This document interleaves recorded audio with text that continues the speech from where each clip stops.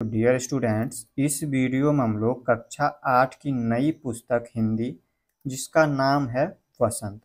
तो इसका हम लोग पाठ 1 जिसमें दिया है लाख की चूड़ियाँ। यहाँ पर देख लीजिए, यहाँ पर देखिए पाठ 1 में दिया है लाख की चूड़ियाँ। इसका हम लोग प्रश्न अभ्यास करेंगे। तो प्रश्न अभ्यास में जितने भी प्रश्न है उसका हम लोग उत्तर जानेंगे। तो उसके लिए आप लोगों को क्या करना है, इस कहानी को एक बार पढ़ लेना है। इसी कहानी से उसका उत्तर मिलने वाला है। तो चलिए हम देखते हैं प्रश्न अभ्यास को। तो यहाँ पर देखिए प्रश्न अभ्यास में कह रहा है कहानी से। कहानी से का मतलब आपका जो कहानी दिया हुआ है लाख की चूड़ियाँ, उसी से ये प्रश्न है। देखिए प्रश्न कह रहा है, एक बचपन में लेखक अपने मामा के गांव चाव से क्यों जाता था और बदलू को बदलू मामा न कहकर बदलू काका क्यों कहता था। तो इसका उत्तर जो है आपके कहानी यानी कि ये जो दिया हुआ है लाख की चूड़ियाँ उसी में छुपा हुआ है। तो उसी से आप लोगों को क्या करना है, खोज करके लिखना है। तो चलिए इन सभी का उत्तर हमने लिख लिया है और इसको आप लोगों को हम समझाते हैं। तो यहाँ पर देखिए पाठ 1 में है लाख की चूड़ियाँ। लाख की चूड़ियाँ का हम लोग प्रश्न अभ्यास करेंगे। प्रश्न अभ्यास में कहानी से पहला प्रश्न है, बचपन में लेखक अपने मामा के गांव चाव से क्यों जाता था और बदलू को बदलू मामा न कहकर बदलू काका क्यों कहता था। प्रश्न में ये जो दिया हुआ है जैसे चाव का प्रयोग हुआ है, ये सभी हमारा शब्दार्थ जितना भी है इसे आप लोग को याद कर लेना। देखिए शब्दार्थ ही आपके बुक में दिया है। शब्दार्थ में देखिए जैसे चाव का मतलब होता है चाह, रुचि, या बोल सकते हैं तीव्र इच्छा। इसी तरह से जैसे सलाख है कहीं पे प्रयोग हुआ है तो सलाख का मतलब आप लोग समझ जाइए सलाई, या बोल सकते हैं धातु की छड़। इसी तरह से जितना भी शब्दार्थ है उसे आप लोग को समझ लेना है और याद कर लेना है। तो देखिए हम इस प्रश्न को समझते हैं। प्रश्न में क्या है, बचपन में लेखक अपने मामा के गांव चाव से क्यों जाता था। तो यहाँ तक का सबसे पहले उत्तर देंगे, यहाँ से यहाँ तक का।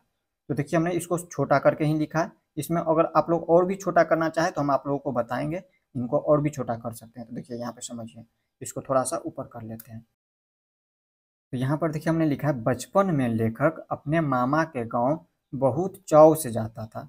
कह रहा था क्यों जाता था, तो लिखेंगे क्योंकि वहाँ उसे मलाई एवं आम खाने को मिलता था। आप लोग छोटा करके लिखना चाहे तो यहाँ इसको छोड़ दीजिए, वहाँ उसे मलाई एवं आम खाने को मिलता था इतना छोड़िए। यहाँ से लिखना चाहे तो यहाँ से लिख दीजिए, इससे आगे यहाँ तक लिख देना है। क्योंकि बदलू उसे सुंदर सुंदर लाख की गोलियां बनाकर देता था और बदलू को बहुत पसंद करता था। कौन बहुत पसंद करता था, तो लेखक बहुत पसंद करता था। और इसमें देखिए इससे आगे प्रश्न पूछ रहा है, और बदलू को बदलू मामा ना कहकर बदलू काका क्यों कहा करता था। तो देखिए बदलू को बदलू मामा ना कहकर बदलू काका क्यों कहता था। तो लेखक बदलू को बदलू मामा ना कहकर बदलू काका कहा करता था। क्यों कहा करता था, तो लिखेंगे क्योंकि गांव के सभी बच्चे जो है बदलू को काका कहा करते थे, जिससे लेखक भी बदलू को बदलू काका ही कहा करते थे। तो इतना आप लोगों को इस तरह से उत्तर लिख देना। तो ये हमारा पहला का उत्तर हो गया।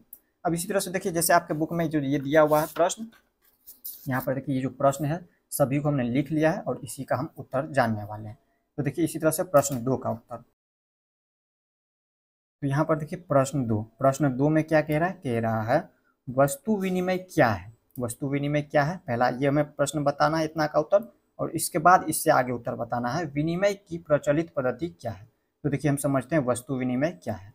तो देखिए वस्तु विनिमय वह पद्धति है जिसमें एक वस्तु के बदले दूसरी वस्तु का आदान प्रदान किया जाता है। यहाँ तक का उत्तर हो गया। अब इसका मतलब आप लोगों को हो सकता है समझ नहीं आया होगा। तो देखिए ये हमारा पुराने ज़माने में यूज किया जाता था, यानी कि इसका उपयोग किया जाता था। देखिए पहले क्या होता था, जैसे कोई भी वस्तु लेना हो हमें, जैसे आपको हमसे धान लेना हो और हमें आपसे गेहूँ लेना हो, तो उसी में आदान प्रदान किया जाता है रुपया के माध्यम से। पहले रुपया नहीं चलता था, अभी क्या चल रहा है, रुपया यानी कि मुद्रा चल रहा है, पैसा चल रहा है। तो पहले ये नहीं चलता था। पहले क्या होता था, एक दूसरे से क्या करता था, जिनको गेहूं की जरूरत था उनको गेहूं मिलता था और बदले में उधर उसके पास धान है तो वो धान देता था। ऐसे होता था। यहाँ पर हमने लिखा है वस्तु विनिमय वह पद्धति है जिसमें एक वस्तु के बदले दूसरे वस्तु का आदान प्रदान किया जाता था। आगे पूछ रहा है यहाँ पे विनिमय की प्रचलित पद्धति क्या है। तो यहाँ पे इसका उत्तर लिखेंगे हम, उसी में लिखना है वर्तमान में विनिमय की प्रचलित मुद्रा, मुद्रा यानी कि रुपया पैसा है, जिसके माध्यम से हम वस्तुएं खरीदते और बेचते हैं। अभी जैसे कोई भी वस्तु लेना हो, जैसे हमें पेन लेना है तो पेन के लिए हम क्या करते हैं, धान और गेहूं नहीं देते हैं, इसके बदले हम मुद्रा यानी कि रुपया देते हैं। यहाँ पे इस तरह से हमने लिख दिया है। तो इस तरह से आप लोग प्रश्न संख्या 2 को उत्तर लिख देंगे। अब इसी तरह से हम प्रश्न संख्या 3 को देख लेते हैं। अब देखिए इसी तरह से प्रश्न 3 में क्या कह रहा है। प्रश्न 3 कह रहा है मशीनी युग ने कितने हाथ काट दिए, इस पंक्ति में लेखक ने किस व्यथा की ओर संकेत किया है। प्रश्न समझिए, प्रश्न में क्या कह रहा है। प्रश्न में कह रहा है मशीनी युग ने कितने हाथ काट दिए। अब देखिए मशीनी युग ने कितने हाथ काट दिए, इसका वास्तविक अर्थ ये नहीं है हाथ काटना। इसका मतलब ये हुआ कि बहुत सारे लोग जो हाथ से काम करते थे वो सभी बेरोजगार हो गए। तो इसमें आप लोग समझ गए मशीनी युग में कितने हाथ काट दिए, इसका मतलब आप लोग समझ गए। इसका मतलब ये नहीं है कि हाथ किसी का काट दिया गया है। इसका मतलब हो गया बहुत सारे लोग जो है मशीनी युग के आने से बेरोजगार हो गए हैं, यानी कि उनका रोजगार छिन गया है। तो आगे कह रहा है इस पंक्ति में लेखक ने किस व्यथा की ओर संकेत किया है। तो इसका हम उत्तर लिखेंगे। उत्तर में हम क्या लिखेंगे, इस पंक्ति में लेखक ने मशीनी युग में पारंपरिक हस्तशिल्पियों की दुर्दशा की ओर संकेत किया है।